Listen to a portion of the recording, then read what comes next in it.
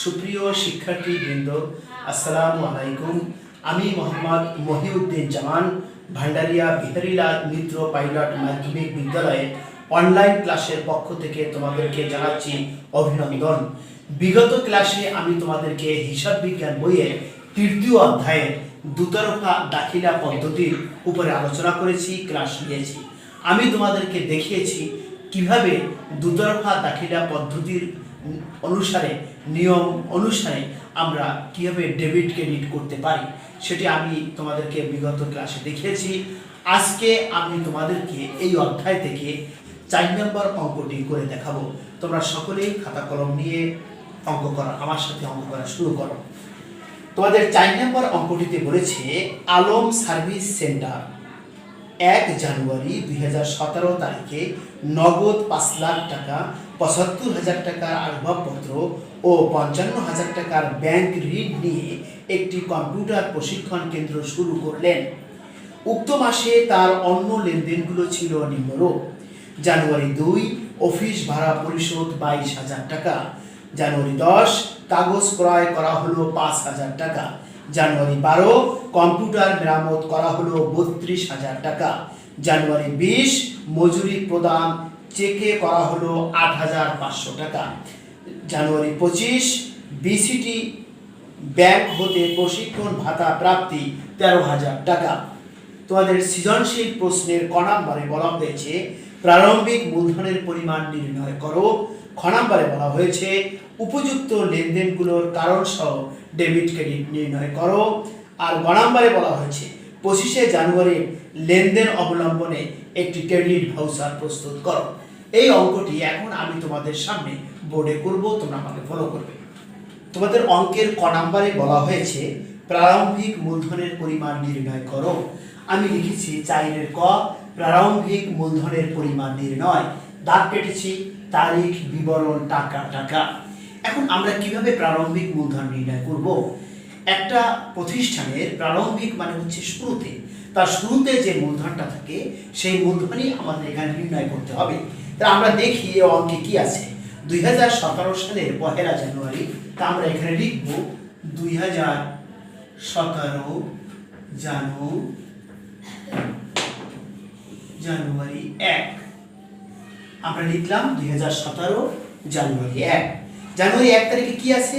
নগদ আছে 5 লক্ষ টাকা। আমরা দিব নগদ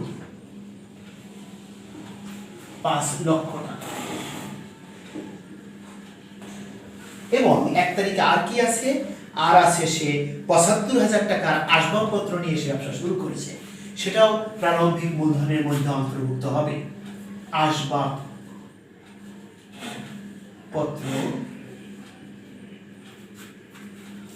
75,000 টাকা। তাহলে সে নগদ নিয়ে আসছে 5 লক্ষ টাকা এবং সে আসবাবপত্র নিয়ে আসছে 75,000 টাকা। আর সে ব্যাংক ঋণ নিয়ে আসছে 55,000 টাকা। কিন্তু ঋণ এই প্রারম্ভিক মূলধনের মধ্যে অন্তর্ভুক্ত হবে না। তাহলে আমার মোট প্রারম্ভিক মূলধন কত টাকা হলো? মোট প্রারম্ভিক মূলধন হলো 5,75,000 টাকা।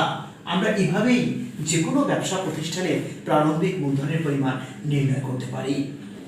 এ পর্যায়ে আমি তোমাদের সামনে খ নাম্বার প্রশ্ন, উপযুক্ত লেনদেনগুলো কারণ সহ ডেবিট ক্রেডিট নির্ণয়, এটা করে তোমাদের সামনে দেখাবো। তোমাদের খ নাম্বার অঙ্কে আছে প্রদত্ত লেনদেনগুলোর কারণ সহ ডেবিট ক্রেডিট নির্ণয়। আমি এ পর্যায়ে যে দাগটা কেটেছি, তারিখ, বিবরণ, ডেবিট অবলিক ক্রেডিট, টাকা, কারণ। আমি অঙ্কটি এখন করে দেখাই, তোমরা আমার সাথে অঙ্কটি করো। সর্বপ্রথমেই আছে 2017 সালের 1 জানুয়ারি, তা আমরা লিখব 2017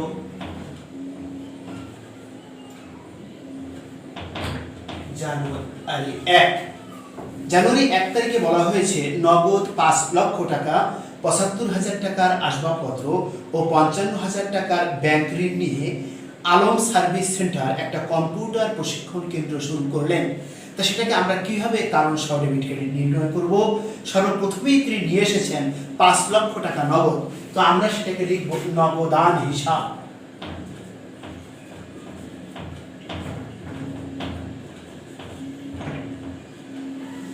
তারপরে উনি নিয়ে এসেছেন ৭৫,০০০ টাকার আসবাবপত্র, আমরা লিখব আসবাবপত্র হিসাব।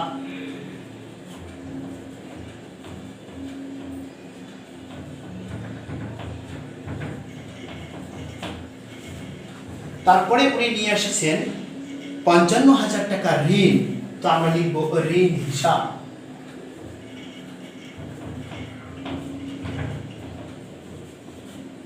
এবং তিনি যে নগদ টাকা এবং আসবাবপত্র নিয়ে এসেছেন তা তো মূলধন স্বরূপ ১ তারিখে প্রারম্ভিক মূলধন, সেজন্য আমরা লিখব মূলধন হিসাব।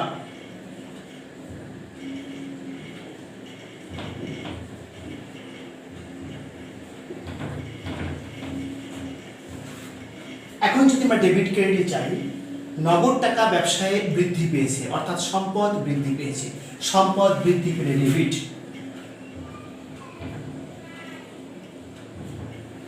এবং আসবাবপত্র ব্যবসায় এসেছে, আসবাবপত্র ব্যবসায় বৃদ্ধি পেয়েছে অর্থাৎ সম্পদ বৃদ্ধি পেয়েছে, তাতেও ডেবিট।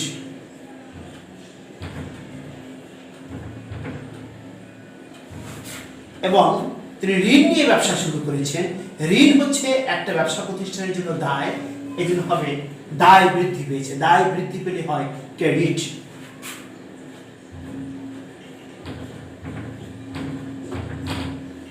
এবং মূলধন হচ্ছে মালিকানা সত্ত্ব, আর আমি বিগত ক্লাসে তোমাদের সূত্রে দেখিয়েছি মালিকানা সত্ত্ব বৃদ্ধি পেলে হয় ক্রেডিট।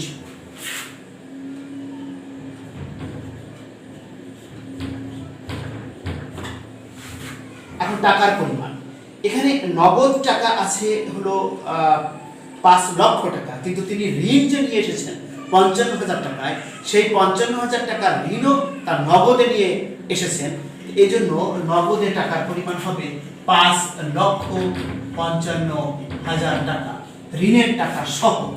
এবং তিনি আসবাবপত্র নিয়ে এসেছেন ৭৫,০০০ টাকা।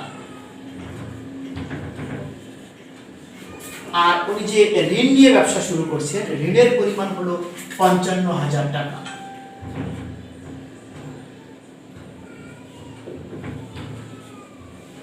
আর ওনার প্রারম্ভিক মূলধনের পরিমাণ আমরা ক নাম্বারেই করেছি ৫,৭৫,০০০ টাকা। এবার আমরা কারণে আসি, নগদ টাকা নিয়ে ব্যবসা শুরু করার কারণে ব্যবসার সম্পদ বৃদ্ধি পেয়েছে, আমরা লিখতে পারি সম্পদ বৃদ্ধি।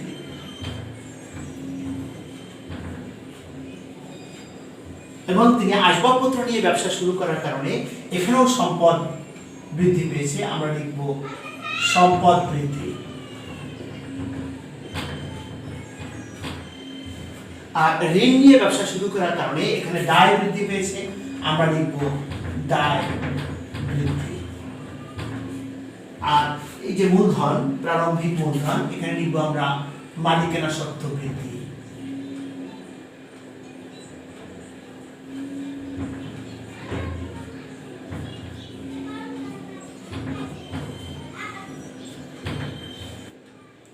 এ পর্যায়ে তোমাদের ২ তারিখে আছে অফিস ভাড়া পরিশোধ ২২,০০০ টাকা।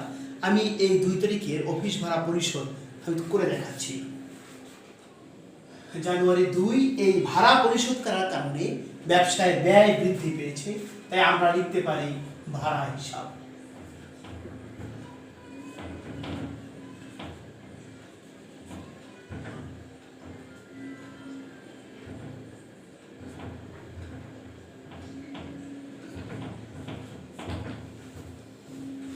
এবং নগদ টাকা ব্যবসায় হ্রাস পাওয়ার কারণে আমরা লিখতে পারি নগদান হিসাব।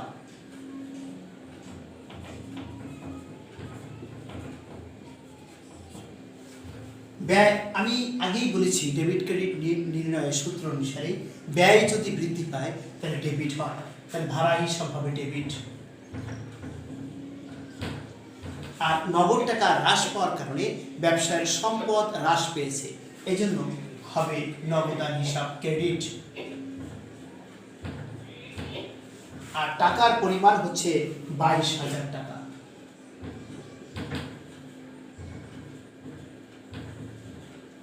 যদি আমরা কারণে যাই তাহলে লিখবো আমরা ভাড়া হিসেবে লিখবো আমরা ব্যয়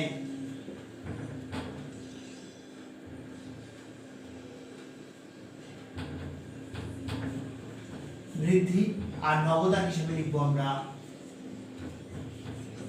সম্পদ হ্রাস। এ পর্যায়ে যদি আমরা 10 তারিখে যাই তাহলে দেখবো লেখা আছে কাগজ ক্রয় করা হলো। এ পর্যায়ে 10 তারিখে যদি আমরা যাই তাহলে দেখবো লেখা আছে কাগজ ক্রয় করা হলো 5,000 টাকা। তাহলে আমরা 10 তারিখ কিভাবে করব? কাগজ ক্রয়, সেক্ষেত্রে আমরা লিখতে পারি ক্রয় হিসাব।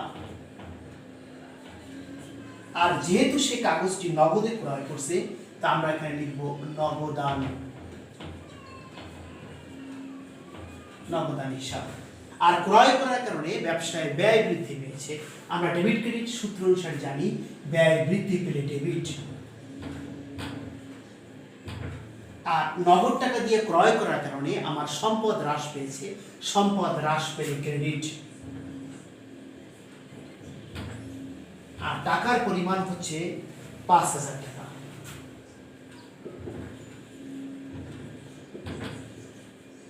আমি যদি কারণে যাই ক্রয় হিসাবে আমি লিখব ব্যয় বৃদ্ধি,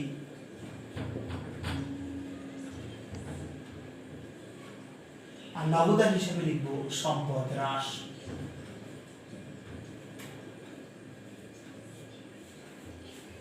এ পর্যায়ে যদি আমি 12 তারিখে যাই, 12 তারিখে দেখব লেখা আছে কম্পিউটার মেরামত করা হলো 32,000 টাকা। এটাও একটা ব্যয়। আমরা এটা যদি করি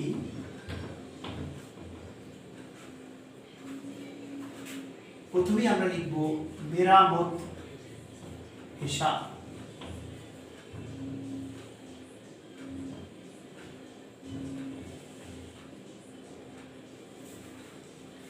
আর মেরামত যেহেতু নগদ টাকায় করা হয়েছে এই জন্য আমরা লিখব নগদান হিসাব।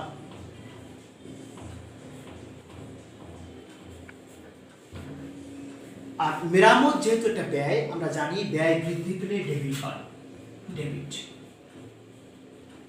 আর নগদ টাকা গেছে, সম্পদ হ্রাস পেয়েছে, সম্পদ হ্রাস পেলে ক্রেডিট।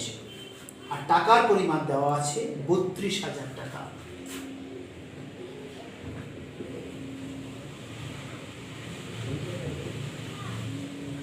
আমরা যদি কারণে যাই, মেরামত এক ধরনের ব্যয়, তাই আমরা লিখব ব্যয় বৃদ্ধি।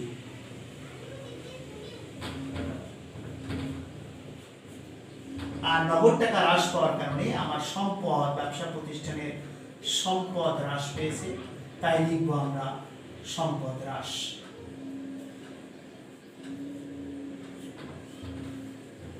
এ পর্যায়ে যদি আমরা 20 তারিখে যাই দেখব মজুরি প্রদান চেকে করা হলো। শ্রমিকের মজুরি আমাদের ব্যবসা প্রতিষ্ঠান থেকে চেকে প্রদান করা হয়েছে। আমরা এটা কিভাবে ডেবিট ক্রেডিট নির্ণয় করব? জানুয়ারি 20, মজুরি একটা ব্যয়, তাই লিখব মজুরি হিসাব।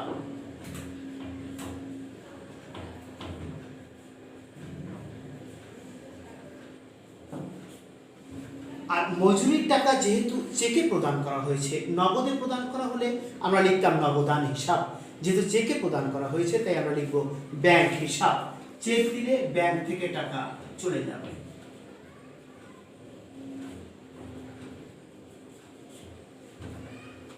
আমরা পূর্বেই বলেছি ব্যয় বৃদ্ধি পেলে ডেবিট হয়। মজুরি যেহেতু ব্যয় তাই মজুরি হিসাব হবে ডেবিট।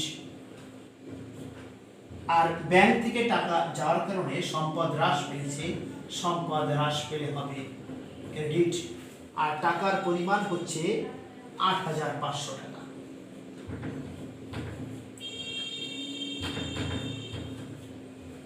আমরা যদি কারণ লিখতে যাই, মজুরি ব্যয়, আমরা লিখব ব্যয় বৃদ্ধি।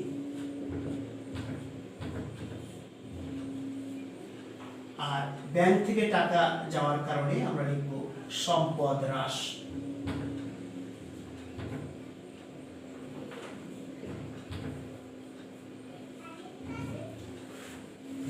এ পর্যায়ে আমাদের সর্বশেষ জানুয়ারি 25 তারিখে বিসিটি ব্যাংক হতে প্রশিক্ষণ ভাতা প্রাপ্তি 13,000 টাকা। যেহেতু আমরা ব্যাংক থেকে আমাদের একটা প্রাপ্তি হয়েছে, আমাদের আয় হয়েছে, আয় হওয়ার কারণে আমার ব্যাংকে জমার পরিমাণ বৃদ্ধি পেয়েছে। আমরা জানি সম্পদ বৃদ্ধি পেলে ডেবিট হয়। আমরা জানুয়ারি 25 তারিখ করব সর্বশেষ।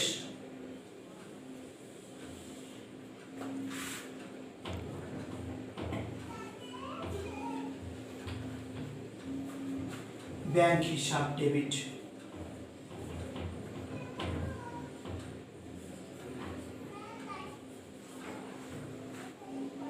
আর যেহেতু প্রশিক্ষণ ভাতা পেয়েছি, এটা এক ধরনের আয়, তাই আমাদের লিখতে হবে সেবা আয় হিসাব।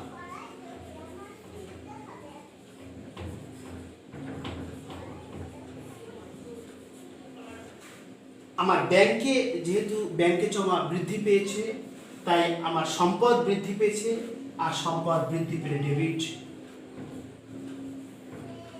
আর সেবা আয় থেকে যেহেতু এই সম্পদটা বৃদ্ধি পেয়েছে, আমরা টাকাটা প্রাপ্ত হয়েছি, তাই আয় বৃদ্ধি পেলে ক্রেডিট, তাই আমরা লিখব সেবা আয় হিসাব ক্রেডিট। এবং টাকার পরিমাণ হচ্ছে 13,000।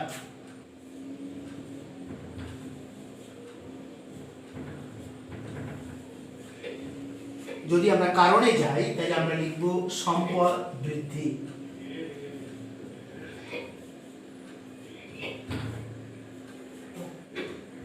এবং সেবা আয় হওয়ার কারণে আমরা লিখব আয় বৃদ্ধি।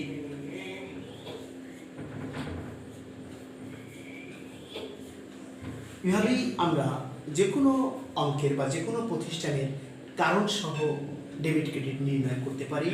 আমরা এই অঙ্কের খ নাম্বার কারণ সহ ডেবিট ক্রেডিট নির্ণয় সমাপ্ত করলাম।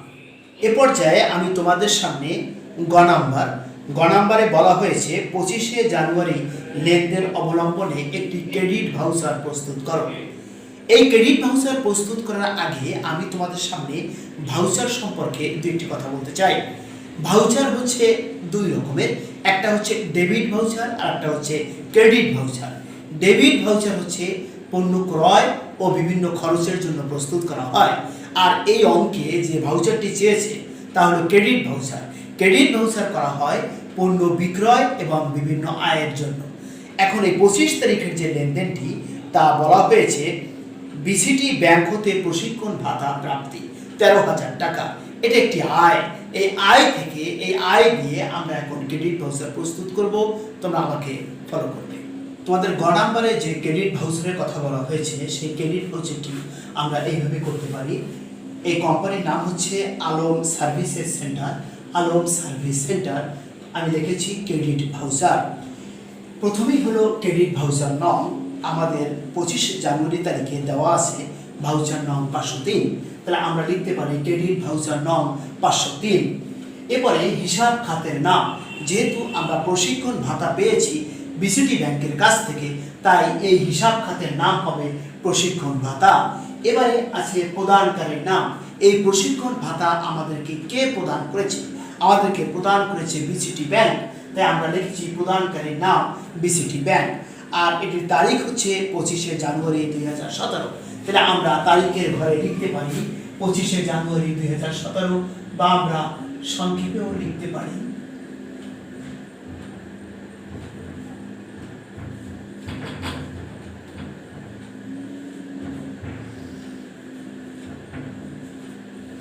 25শে জানুয়ারি 2017। এখন লেনদেনটি হচ্ছে বিসিটি ব্যাংক থেকে প্রশিক্ষণ ভাতা প্রাপ্তি।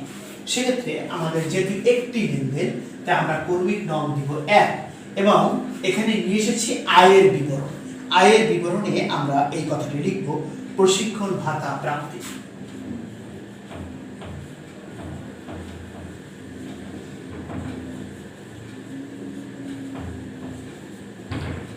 প্রশিক্ষণ ভাতা প্রাপ্তি হচ্ছে 13,000 টাকা। আমরা টাকার ঘরে লিখব 13,000। আমাদের এখানে যেহেতু অন্য কোনো আয় আর নেই, তাই আমার মোট হচ্ছে এই 13,000 টাকাই। সেক্ষেত্রে আমরা এখানে লিখতে পারি মোট 13,000 টাকা। এবং এখানে আছে টাকা কথায়। আমার এই ক্রেডিট ভাউচারে যত টাকা মোট হবে সেটাকে আবার কথায় লিখে দিতে হবে 13,000 টাকা। এখানে আবার এই ক্রেডিট ভাউচারে কিছু স্বাক্ষর লাগবে। প্রথমেই আমরা দেখাতে পারি ক্যাশিয়ারের স্বাক্ষর, হিসাব রক্ষকের স্বাক্ষর, ব্যবস্থাপকের স্বাক্ষর, গ্রহণকারীর স্বাক্ষর। এই 4টি স্বাক্ষর এর মাধ্যমে এই ক্রেডিট ভাউচার সমাপ্ত হবে। তোমরা সকলেই সুস্থ থাকবে, ভালো থাকবে এই প্রত্যাশায় আজকের মতো খোদা হাফেজ।